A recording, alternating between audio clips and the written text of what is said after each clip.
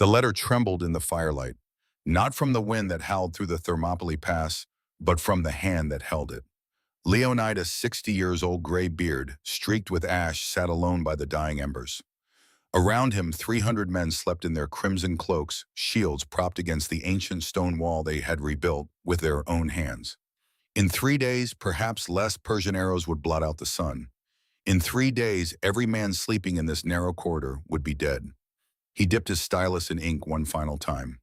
By the time you read this, I will have done what Sparta made me to do. I do not write to say goodbye. I write so our son knows why.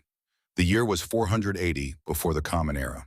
But to understand why a king chose to die in a mountain pass with the largest army the world had ever seen bearing down upon him, we must go back. Back to when that king was simply a boy. The third son. The one nobody expected to matter. 540 before the Common Era. The rocky hills of Laconia, southern Greece. A small hand gripped a larger one. The boy was 7 years old. His name was Leonidas, which meant lion-like, though he felt more like a lamb being led to slaughter. His mother stood in the doorway of their stone home, her face carved from the same unforgiving rock that surrounded them. She did not cry. Spartan women did not cry. His father, King Anaxandridas, placed a heavy hand on the boy's shoulder. 2 older brothers stood nearby. Cleomenes, the eldest, tall and already showing signs of the cruelty that would one day consume him. Doriaeus II, muscular and resentful, his jaw set in permanent dissatisfaction. The king spoke. His voice carried no warmth. Cleomenes is the heir. Doriaeus is the spare. You, Leonidas, must earn your place. The gates of the Agoge training barracks loomed ahead. Iron hinges, stone walls. Inside those walls, boys became weapons, or they became nothing. There was no middle ground. Leonidas did not look back at his mother. He had been taught this much already. Weakness was death. Hesitation was weakness. He walked forward. The first night, 30 boys huddled in a single room. Stone floor, no beds, one threadbare cloak each. The older boys, 12 and 13 years old, their bodies already hardened by years in this place, descended on the newcomers like wolves. A fist crashed into Leonidas's jaw. He tasted copper. The world spun. Another blow to his ribs drove the air from his lungs. He did not cry out. Around him, other 7-year-olds sobbed, begged, curled into balls. The beating continued. An older boy grabbed Leonidas by the hair, yanked his head back. You will learn. Pain is just information. Fear is a choice. Choose nothing. The beating stopped. Leonidas lay on the cold stone, every breath a knife in his side. But his eyes were dry. Across the room, another boy his age whimpered softly. Their eyes met. The boy's name was Dinikas. He would become the closest thing to a brother Leonidas would ever know. That night, Leonidas stole bread from the kitchen. He had been taught to do this. Theft was not punished. Getting caught was. He moved through shadows, silent as death, and returned with half a loaf. He tore it in two and pushed half toward Dinikas without a word. Dinikas took it. Nodded once. No words passed between them. None were needed. This was the Spartan way. Bonds forged in shared suffering, sealed in silence. 10 years compressed into a nightmare of controlled brutality. Wake before dawn. Run until legs buckled. Fight until knuckles split. Sleep on reeds gathered from the river. Eat only what could be stolen. Survive winter in a single cloak. Watch boys break. Watch boys disappear. But the lesson beneath every beating, every sleepless night, every gnawing hunger was always the same. A Spartan does not fight for himself. He fights for the man beside him. Leonidas learned this in his bones.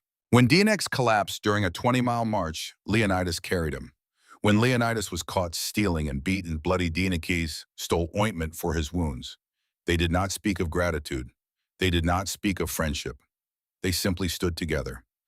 At 17, Leonidas faced his final test. The Crypteia, a secret force of young Spartans sent into the countryside with a simple mission. Hunt, not animals, men. The Helots, the enslaved people who outnumbered their Spartan masters 10 to 1 who worked the fields and fed the city. Any Helot who showed intelligence, strength, or leadership potential was marked for death. The orders were clear. A blacksmith named Thasos had been teaching other Helots to forge weapons in secret. This could not be allowed. Leonidas crept through the olive groves under a moonless sky. 4 other young Spartans moved with him, shadows among shadows. They found the workshop. Inside, Thasos hammered at glowing metal. The sound rang out like a heartbeat. Leonidas watched through a gap in the wooden wall. The blacksmith was perhaps 30 years old. Strong, capable, exactly the kind of Helot who could lead a rebellion if given the chance. Kill him. The whisper came from one of the other boys. Leonidas did not hesitate. He had learned not to hesitate. He moved around the building, found the door slipped inside. Thasos looked up, saw the knife, opened his mouth to shout. Leonidas drove the blade up under the rib cage, angled toward the heart. Thasos gasped, died, fell. Leonidas stood over the body. His hand did not shake. He felt nothing, not triumph, not guilt, nothing. He had been taught to feel nothing. Back at the barracks, the other boys celebrated. Leonidas sat apart cleaning the blade. Dinakis sat down beside him. You did well. Leonidas stared at the knife. I did what Sparta needed, that is all. Years passed. Leonidas became a man, a soldier, a captain. He served under his brother Cleomenes, who had become king when their father died. And slowly, carefully, Leonidas began to see the rot at the heart of power. Cleomenes was brilliant, ruthless, and utterly mad. The signs were subtle at first. Paranoia, accusations against loyal men. Then the madness bloomed into something darker. Cleomenes ordered attacks on allied cities for imagined slights. He claimed the gods spoke to him in dreams. He saw traitors in every shadow. Leonidas, now a veteran commander of 40, stood before his king after one particularly insane command. Cleomenes had ordered the burning of a sacred temple. This breaks our oaths. Cleomenes' eyes were wild pupils dilated. I am the oath. I am Sparta. You will obey. Leonidas held his brother's gaze. I obey Sparta. You are not Sparta. For a moment, the throne room fell silent. The other advisors held their breath. A king could order death for such words. But Cleomenes only laughed high and sharp. You sound like Dorias. Where is our dear brother now? Oh yes, dead in Sicily, chasing dreams of his own kingdom. The news of Dorias' death had arrived 6 months earlier. The second son, unable to stomach serving a mad king, had left Sparta to found his own colony. He had gathered followers, sailed to North Africa, then Sicily. There he had met Carthaginian steel and died on foreign soil. Leonidas had stood alone at the family tomb when he heard 3 sons, 1 mad, 1 dead in exile, 1 never meant to rule. He had whispered to the stone, I am the last. I never wanted this. But wanting meant nothing. Sparta needed a king. And in 491, before the Common Era, Cleomenes gave Sparta what it needed. They found him dead in his cell. The official story spoke of madness driving him to self-mutilation. The truth died with the guards who may or may not have helped him along. The ephors, the 5 elected magistrates who held power even kings could not ignore, summoned Leonidas. You are king now. Do not repeat your brother's mistakes. Leonidas accepted the crown. He was 49 years old. He had never expected to wear it. His first act as king was to visit the agoge. He stood in the courtyard and watched 7-year-old boys being ripped from their mother's arms just as he had been. He watched them try not to cry, watched them fail, watched the older boys descend like wolves. One small boy met his eyes, held his gaze, did not cry. Leonidas nodded once, then turned away. I was that boy once. Now I must be worth what they will become. 1 year later, news arrived that shook the Greek world. Athens, the city of philosophers and poets, had fought the Persian Empire at a place called Marathon. The Persians had landed with thousands of troops expecting easy conquest. Instead, the Athenians, with a small force from Plataea, had charged the Persian lines and shattered them. Sparta had not been there. Religious law had prevented the army from marching during a sacred festival. By the time the Spartans arrived, Athens had already won. The shame burned. In the council chambers, older warriors muttered about missed glory. But Leonidas, standing before the assembled leaders, spoke quietly. The gods gave Athens this victory. They saved us for something else. He did not yet know how true those words would prove. Marriage for Spartan kings was duty before desire. Leonidas wed Gorgo, daughter of his half-brother. She was his niece by blood, 30 years old, sharp as obsidian. Their wedding night held no poetry, no whispered promises. She looked at him across the marriage bed and spoke plainly. I know what you are. A weapon Sparta forged. I will sharpen you. He respected her for that honesty. Over time, respect became something deeper, though neither spoke of it. Gorgo became his intelligence officer. She decoded messages, analyzed threats, saw patterns in the movements of foreign powers. While other queens concerned themselves with household matters, Gorgo studied maps and read reports from spies across the Mediterranean. In 488, before the Common Era, when Leonidas was 52 years old, their son was born. Pleistarchus. Leonidas held the infant and felt something he thought the Agoge had killed. Tenderness. Dienekes, now his most trusted captain, found him in the nursery. Careful, my king, you're becoming human. Leonidas looked down at his son's face. For tonight, tomorrow back to stone. But he allowed himself that night, that one moment of weakness, because even the stone, given enough pressure, can crack. The cracks in the wider world were growing. Across the Aegean Sea in the vast Persian Empire, a new king had risen. Xerxes, son of Darius, whose army Athens had humiliated at Marathon. Xerxes inherited his father's throne and his father's unfinished rage. For years, reports filtered back to Sparta. The Persians were building, gathering troops from every corner of their empire. Egyptians, Phoenicians, Medes, immortals. The numbers were staggering. Some scouts claimed 200,000 soldiers. Others said more. In 481, before the Common Era, the reports became reality. Persian envoys arrived in Greek cities carrying a simple demand: earth and water, the symbols of submission. Kneel to the King of Kings or be destroyed. Many cities knelt. The envoys came to Sparta. They stood before the ephors and the kings and made their demand. The great king Xerxes requires earth and water. Submit and live. The council chamber erupted in argument. Some ephors advocated negotiation. The Persian army was too large. Resistance was suicide. Better to bend than break. Leonidas stood. The room fell silent. If we kneel now, everything our sons endure in the Agoge means nothing. An ephor challenged him. And if we resist, if we all die, then we die free. And our sons will know that freedom is worth dying for. The vote was called. Leonidas gave his order. The envoys were seized, dragged to the deep well at the edge of the city, the same well where Spartans had thrown Persian envoys a generation before. If you want earth and water from Sparta, you will find it at the bottom. They threw the envoys in. The die was cast. Xerxes would come, and he would come with everything. Leonidas unrolled the maps. Thermopylae, the hot gates, a narrow coastal pass where the mountains met the sea, at its narrowest point perhaps 15 meters wide, narrow enough that numbers would mean nothing, narrow enough that 300 men could hold back an army if they were willing to die. Leonidas traced the path with one scarred finger. Gorgo stood beside him, reading the map with a tactician's eye. You know what the oracle will say? He did, but duty demanded he ask anyway. In the spring of 480, before the Common Era, Leonidas traveled alone to Delphi. The oracle of Apollo sat above her sacred chasm, breathing vapors that carried prophetic visions, or madness, sometimes both. She spoke in a voice not her own. The lion and the lamb stand at the gate. One will feed the wolves, one will break their teeth. Sparta will fall unless the blood of Heracles falls first. Leonidas knelt before her. How do I save Sparta? The oracle's eyes rolled back white. You already know. You have always known. He did know. He had known since he was 7 years old, standing at the gates of the Agoge. Some men were born to live. Others were born to buy life with their deaths.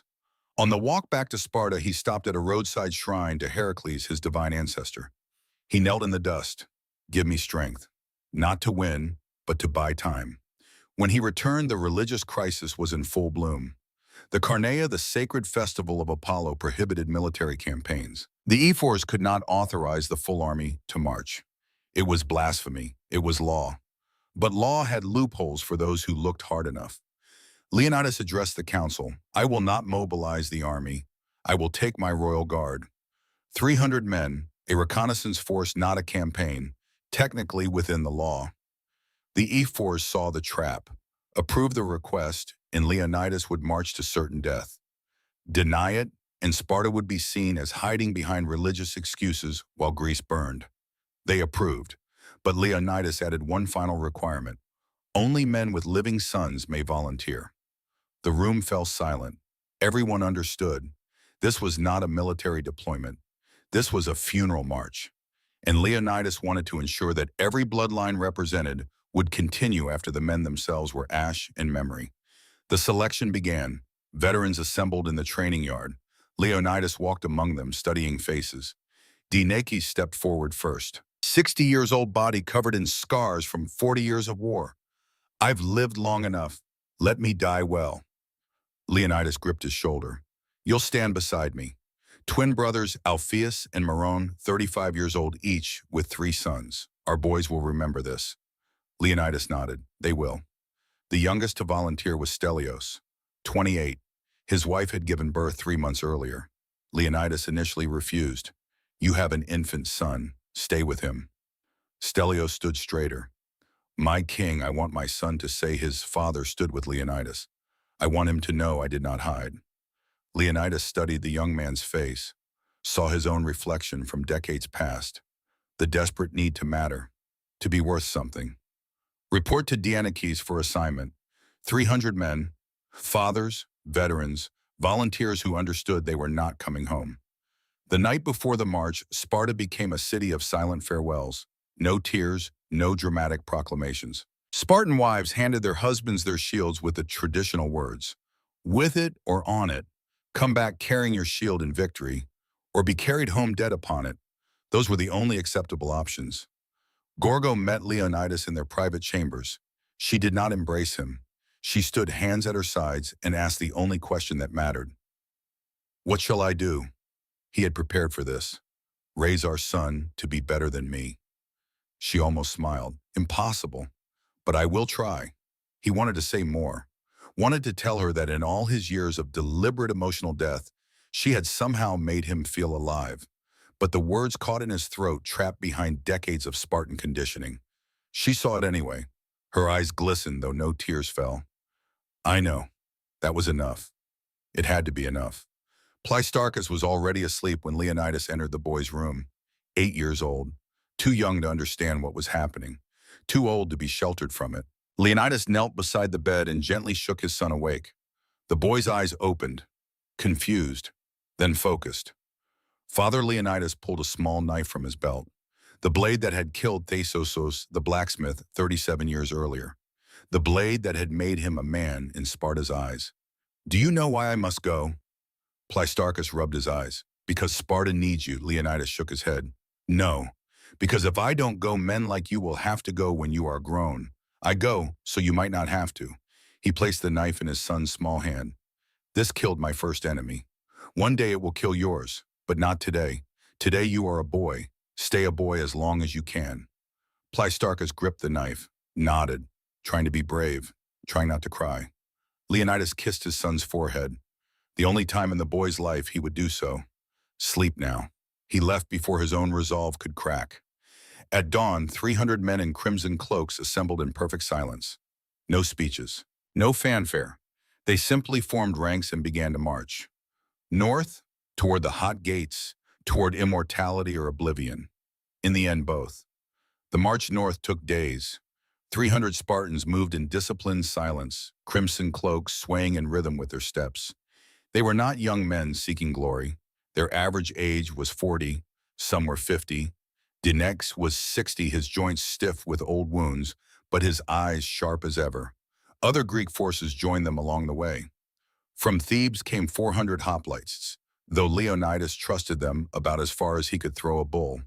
Thebes had always played both sides, weighing which way to lean based on who seemed strongest. These men were hostages as much as allies. From Thespiae came 700 men. Their commander, a gray-haired veteran named Demophilus, approached Leonidas at the evening camp. We have no obligation to die with you. Leonidas studied the man. No, you do not. Then why are you here? Because some things are worth dying for.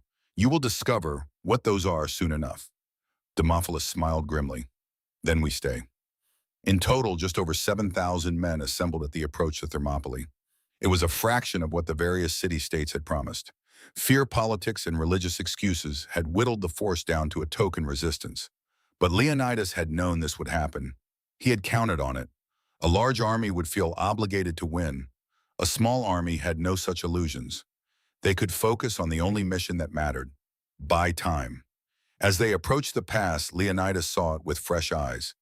The ancient geographer had not lied. The mountains rose sheer on the left, too steep for an army to climb. The sea pressed close on the right, leaving a strip of flat ground barely wide enough for a cart. At the narrowest point, perhaps 15 meters separated cliff from wave. Dinex whistled low. Good ground. Leonidas nodded. Good ground to die on. Good ground to kill on. Both.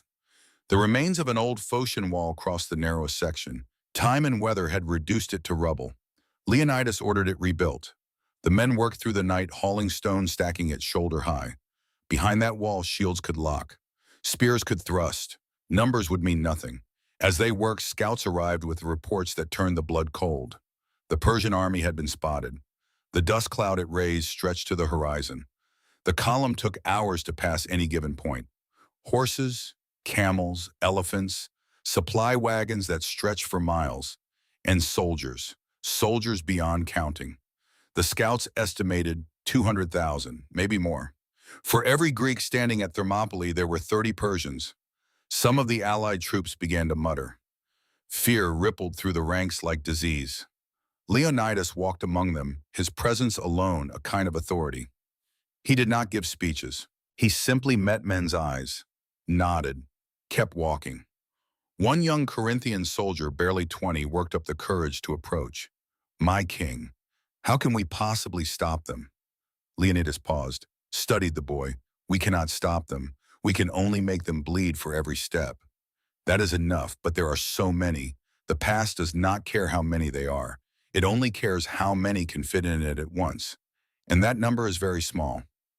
The boy nodded, not entirely convinced, but steadied by the king's certainty. As the sun set on their second day at Thermopylae, the Persian army finally appeared.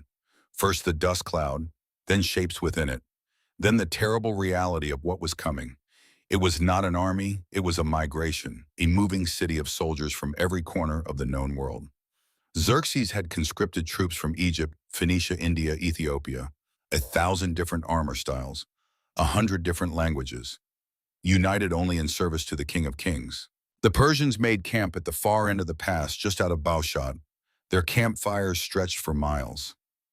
That night, the Greeks could hear them, singing, laughing, the sound of an army that had never known defeat. Leonidas sat apart from his men, sharpening his spear. Dinex joined him. Should we be worried that they sound so confident? Confidence without experience is just ignorance wearing a crown. You think they have not fought hard battles? I think they have never fought Spartans. The next morning, a Persian herald rode forward under a white flag. He was young, arrogant, armored in gold that caught the morning sun.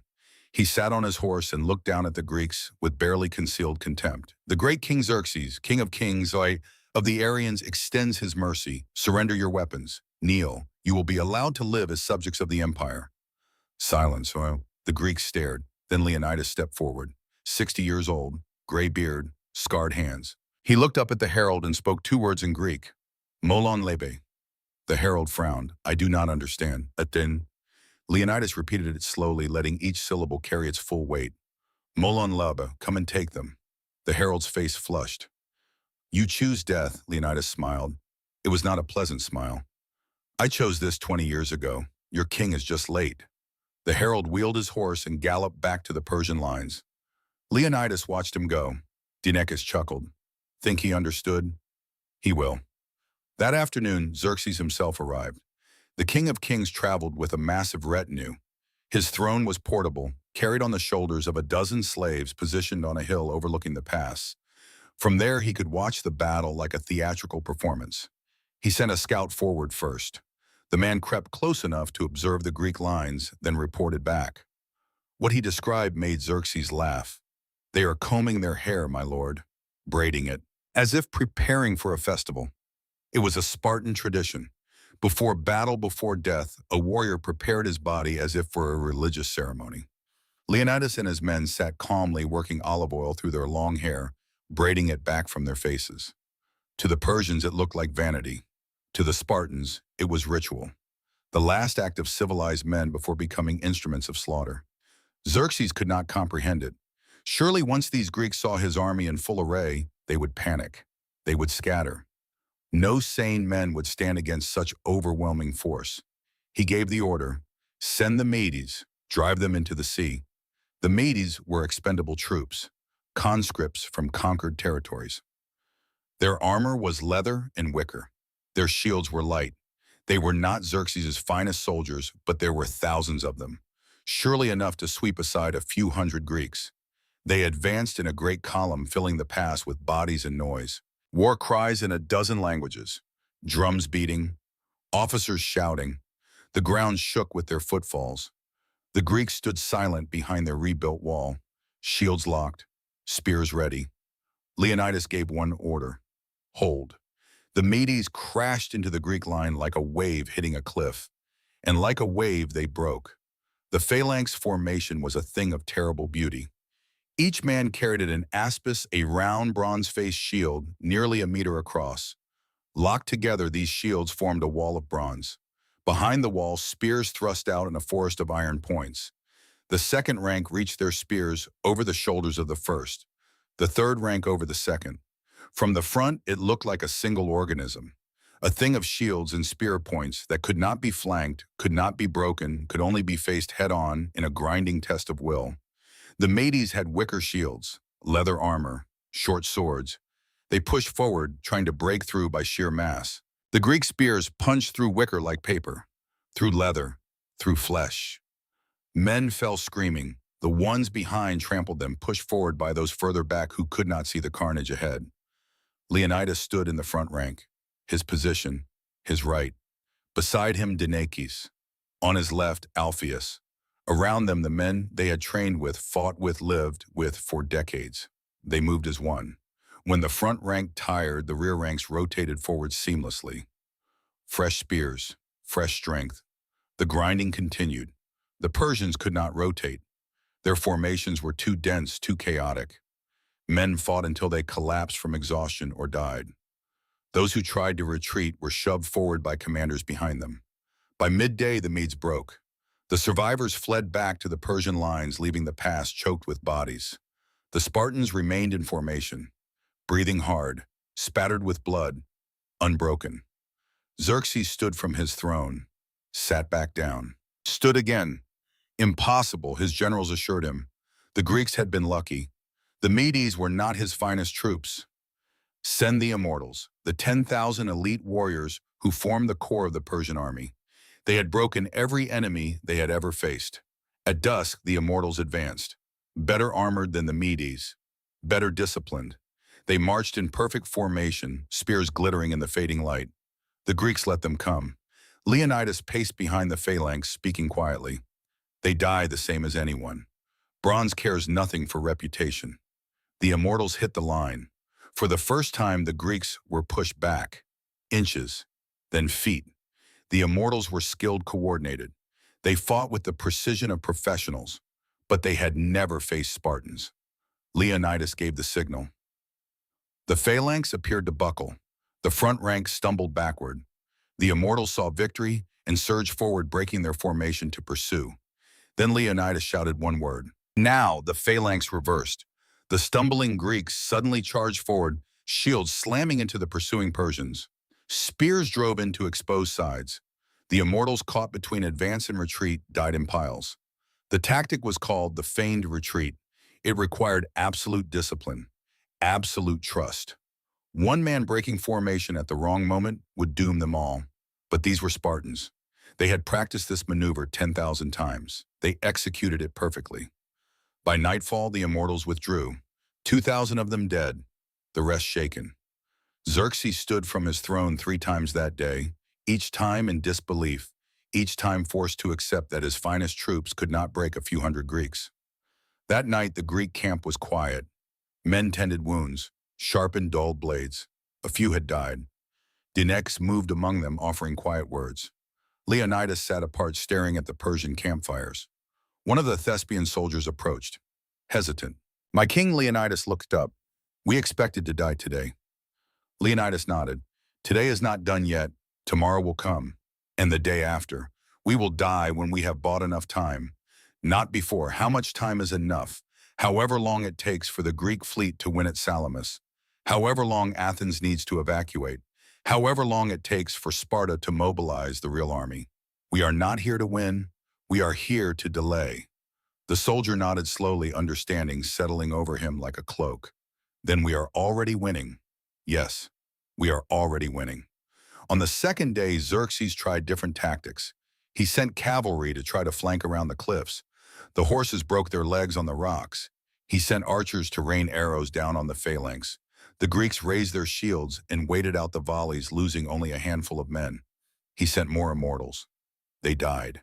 He sent Egyptians, Phoenicians, Indians. They all died in the same narrow space, crushed against the bronze wall that would not break. By evening of the second day, Persian casualties numbered in the thousands. Greek losses were in the dozens. The mathematics were unsustainable. At this rate, Xerxes would lose his entire army before he broke through. But wars are not won by mathematics alone. They are won by treachery. His name was Ephialtes, a local Greek born in the region of Melis. His body was twisted, hunched. Sparta had rejected him from military service, as they rejected all who did not meet their physical standards.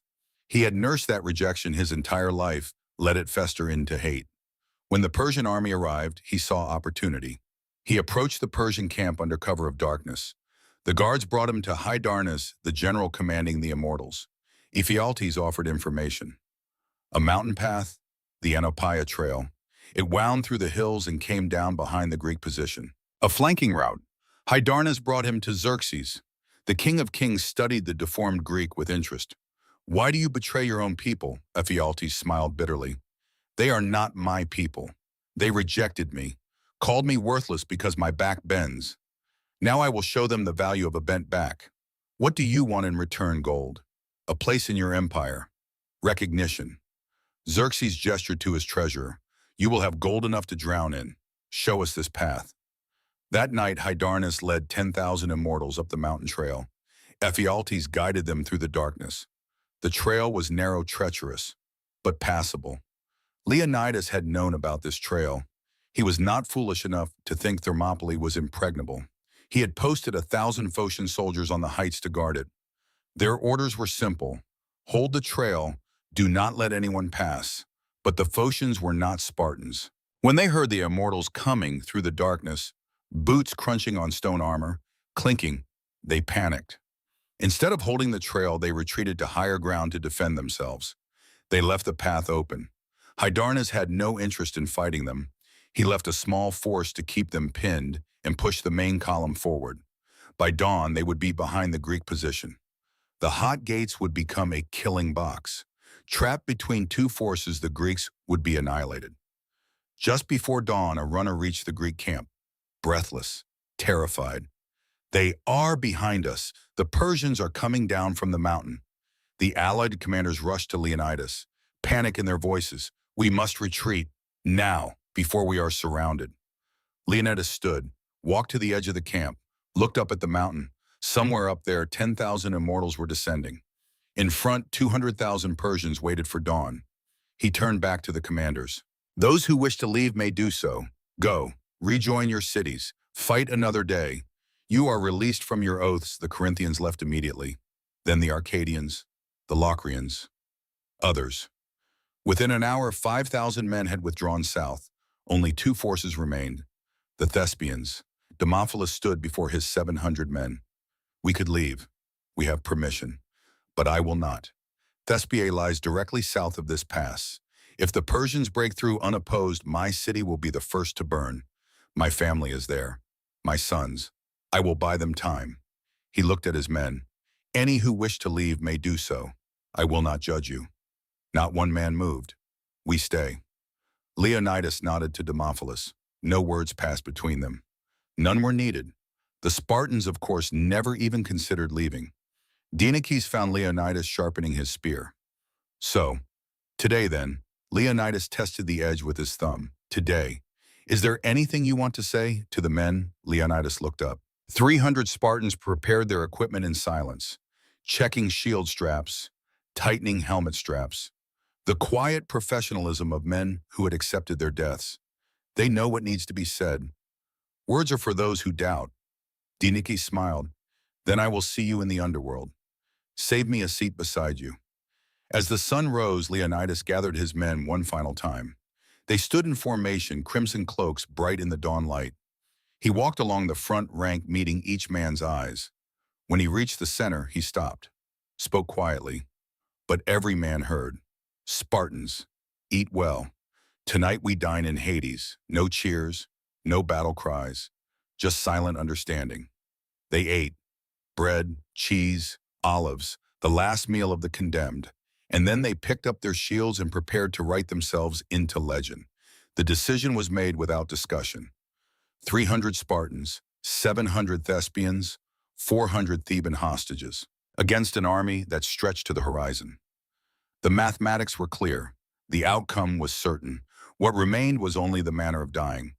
Leonidas stood before the wall they had built, the wall they had held for 2 days. Behind it, they could form a phalanx. They could hold for hours, perhaps, delay the inevitable, die on the defensive. He turned to his men. We could wait here. Let them come to us. Silence, then Dinix spoke. Or we attack. A ripple went through the ranks, not fear, something else, something like relief. The waiting was over. The calculation was done. Now came the simple part, the dying. The vote was instantaneous, every hand raised, every man choosing to die on his feet, moving forward, deciding who he would take with him into the dark. Leonidas turned to face the Persian lines. Xerxes sat on his throne in the distance, watching, waiting to see how the Greeks would spend their final hours. Leonidas gave the order that would be remembered for 3,000 years. Forward! They advanced beyond the wall, into the open ground. The Persians saw them coming and could not believe it. 1,000 men attacking 200,000. It was madness. It was suicide. It was Sparta. The phalanx did not charge wildly. It moved with the same terrible precision it had shown for 2 days. Shields locked, spears leveled. Each man's right side protected by his neighbor's shield. Each man's left arm carrying the shield that protected his neighbor. A machine of bronze and iron and human will. They hit the Persian front line like a hammer striking glass. The Spartans did not aim for the common soldiers. They targeted officers. Men in ornate armor, men carrying standards, men whose deaths would create chaos. Leonidas himself fought like a demon unleashed. His spear drove through a Persian captain's throat. The man fell. Leonidas stepped over him, blocked a sword with his shield, thrust his spear into another man's chest, pulled it free, blocked, thrust, moved forward. Beside him, Dinakes fought with the efficiency of 40 years' experience. No wasted movement, every action purposeful. Block, kill, step, repeat. The Persians could not understand what they were fighting. These men were surrounded, doomed, yet they fought as if they had already won. There was no hesitation, no fear in their eyes, only a kind of terrible focus. An arrow hit Leonidas in the shoulder. He grunted, broke off the shaft, kept fighting. His spear shattered against a Persian shield. He drew his xiphos, the short Spartan sword, and continued forward. A spear thrust caught him in the side. The bronze point punched through his bronze cuirass, grated against his ribs. He grabbed the spear shaft, pulled the attacker closer, and drove his sword into the man's face.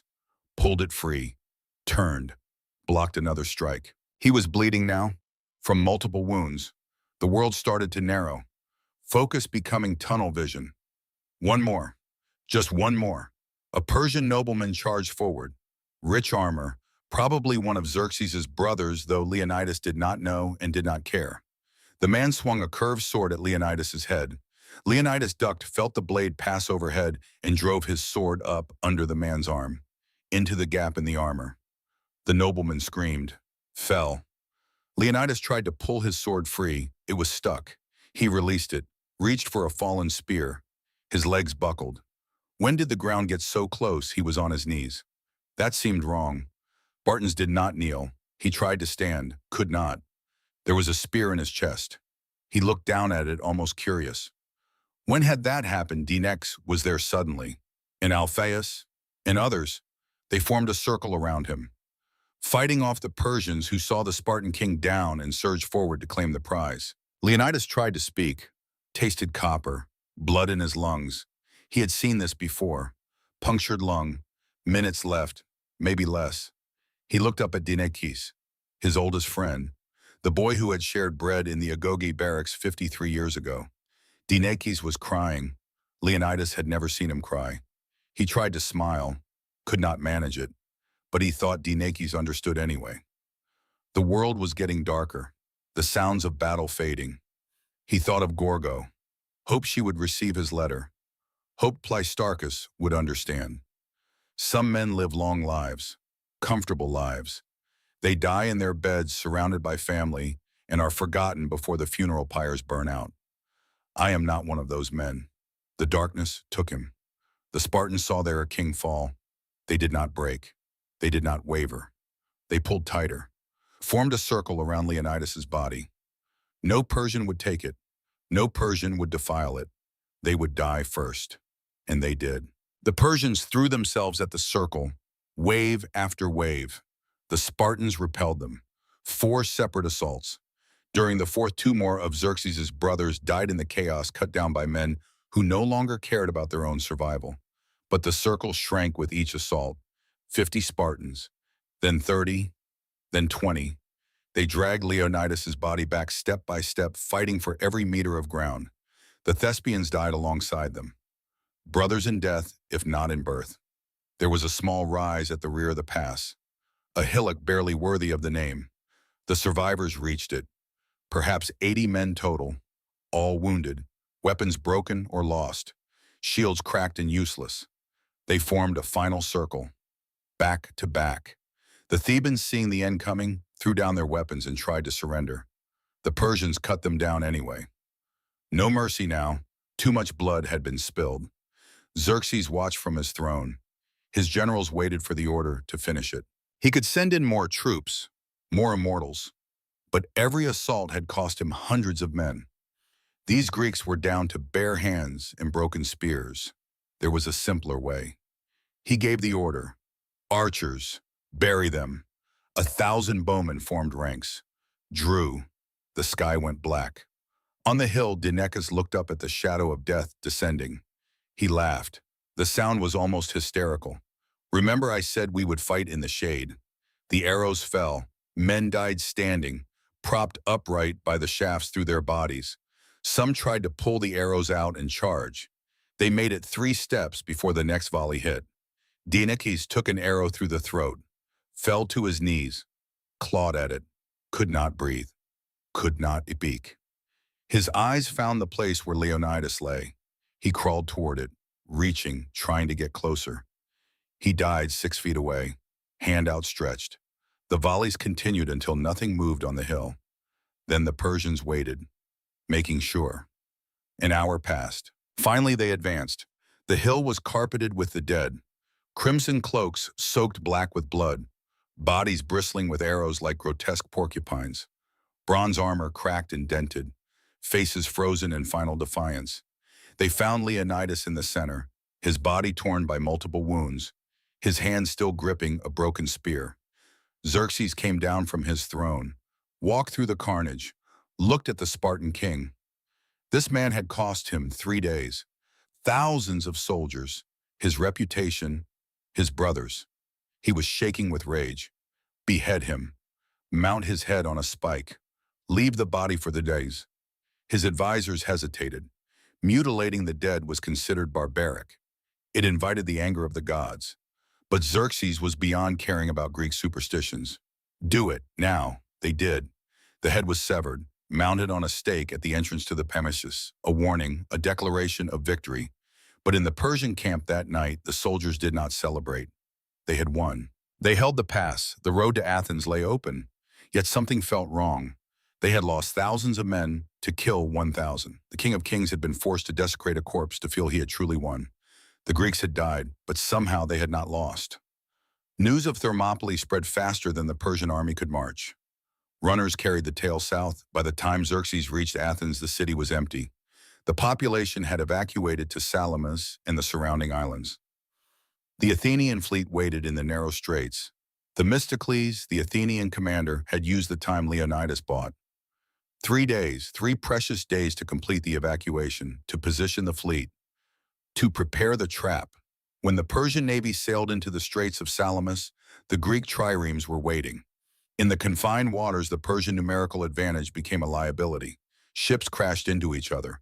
Greek bronze rams punched through Persian hulls. By sunset, the Persian fleet was in ruins. Xerxes stood on the shore and watched his navy die, just as he had watched at Thermopylae, just as he would watch again and again as his invasion collapsed. Without a functioning fleet, his massive army could not be supplied. The logistics were impossible. He made the decision to withdraw. He left a smaller force under his general Mardonius to continue the campaign. But the momentum was broken. The aura of Persian invincibility was shattered. 1 year later at Plataea, the full Spartan army finally arrived. Pausanias Leonidas' nephew commanded 9,000 Spartans and 30,000 allies. They met Mardonius' force in open battle. The Persians broke. Mardonius died. The invasion was over. Greece was saved. And every Greek knew who had bought the time for that salvation. In Sparta, Gorgo received the news with dry eyes. She stood in the courtyard of the palace, the messenger kneeling before her. The king is dead. She did not flinch. No, the man is dead. The king lives forever. She walked to the room where Pleistarchus trained, 8 years old, already showing the hardness that Sparta demanded. She knelt beside him. Your father bought us time. Now we use it. The boy nodded. He had his father's eyes, his father's iron. What shall I do to honor him? Live. Become a good king. Be better than he was. That's impossible. She almost smiled, then fail magnificently trying. Years later, they erected a monument at Thermopylae, a stone lion, and beneath it, words that would be repeated for 3,000 years. Go tell the Spartans, stranger passing by, that here, obedient to their laws, we lie. Obedient, not heroic, not glorious, obedient. They had done what Sparta made them to do. Nothing more, nothing less. Xerxes lived for many more years. He returned to Persia, built monuments, declared victories. But he never spoke of Greece.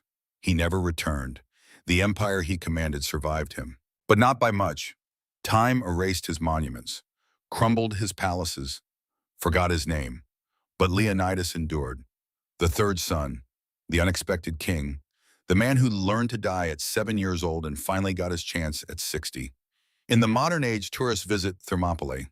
The landscape has changed. The sea has receded. The pass is wider now. But the monument remains. Old men bring their grandsons, veterans of other wars, other last stands. An American grandfather, 70 years old, stands before the stone lion with his grandson. The boy is perhaps 10. He reads the inscription, looks up. Grandpa, why did they stay if they knew they would die?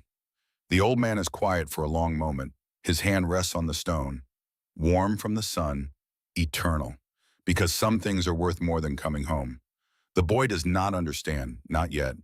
But one day he will. One day he will face his own Thermopylae, his own choice between safety and meaning, and he will remember this moment. The wind blows through the pass, the same wind that blew 3,000 years ago, the same stones, the same eternal question.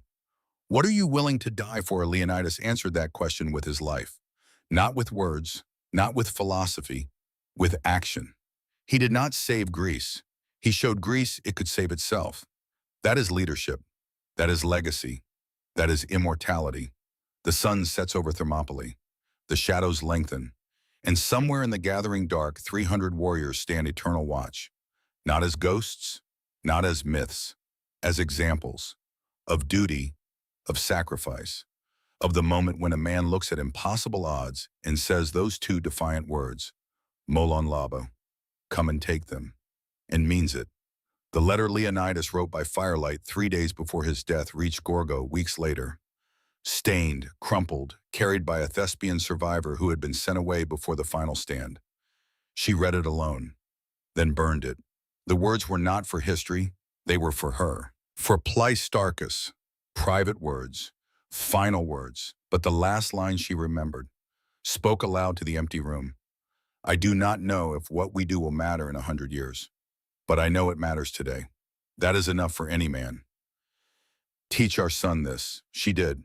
And Pleistarchus became a good king, not a great one, but a good one. He ruled wisely, died peacefully in his bed, had many children. The bloodline continued. The lesson endured. Some men change the world by living long lives. Others change it by choosing the right moment to die. Leonidas chose his moment, and in dying he became more powerful than Xerxes could possibly imagine.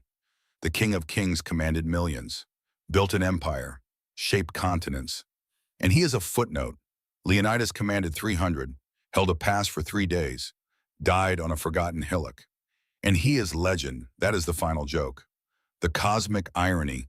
Xerxes tried to erase Leonidas, severed his head, desecrated his body, declared victory. Instead, he carved Leonidas deeper into human memory than any monument ever could. The last king of Sparta who mattered died 3,000 years ago. But walk into any gym, any military base, any place where men test themselves against their limits. Mention Thermopylae. Watch the recognition flash in their eyes. They know. They remember. Not the history, not the tactics, the meaning. Stand. Fight. Buy time for those who come after. That is enough. Leonidas was not a good man by modern standards. He was a product of a brutal system, a warrior culture built on slavery and violence and the systematic destruction of childhood innocence. But when civilization needed someone to stand in a narrow pass and refused to move, that brutal system produced exactly the right man. A man who did not know how to quit, who did not understand retreat, who had spent 53 years learning one lesson: obedience to duty above all else. And in the end, that terrible lesson saved the world. Not the Greek world, the world. Because if Xerxes had conquered Greece, there would be no Athens, no democracy, no philosophy, no art. The entire trajectory of Western civilization would have been different. One man, one choice, one stand. It mattered. 3,000 years later, it still matters. And 3,000 years from now, when our names are dust and our monuments are rubble, when our languages are dead and our gods are forgotten, somewhere someone will still tell the story of a king who walked into a mountain pass knowing he would not walk out, of 300 men who followed him, of 700 more who chose to die beside strangers, of the moment when vastly outnumbered, vastly outmatched, faced with certain death, they looked at the largest army the world had ever seen and refused to kneel. That refusal echoes through millennia, through cultures, through every story of impossible odds and defiant stands. Thermopylae is there. Leonidas is there, not as history, as inspiration. You will face your Thermopylae. It will not look like a mountain pass. It will not involve spears and shields. But it will come, the moment when the easy path is retreat, when the smart choices surrender, when every rational voice says flee. In that moment, remember the third son who became king. Remember the old man with the gray beard who wrote a letter by firelight and then picked up his spear one final time. Remember what he chose, and choose accordingly. The story is finished. The battle is long over. The bones are dust, but the choice remains. Eternal waiting. Will you stand or will you run? Leonidas answered. 300 men answered. 700 Thespians answered. Now it is your turn. The hot gates are calling. They are always calling. In every generation, in every crisis, in every moment when courage is required and comfort is easier. Answer the call. Stand your ground. Buy time for those who come after. That is the lesson. That is the legacy. That is Thermopylae. Not victory, not survival. Something harder, something rarer. Meaning, Molon, Labe, come and take them. And if they come, make them bleed for it. Every step, every breath, every inch of ground. That is enough. That has always been enough. That will always be enough. The end.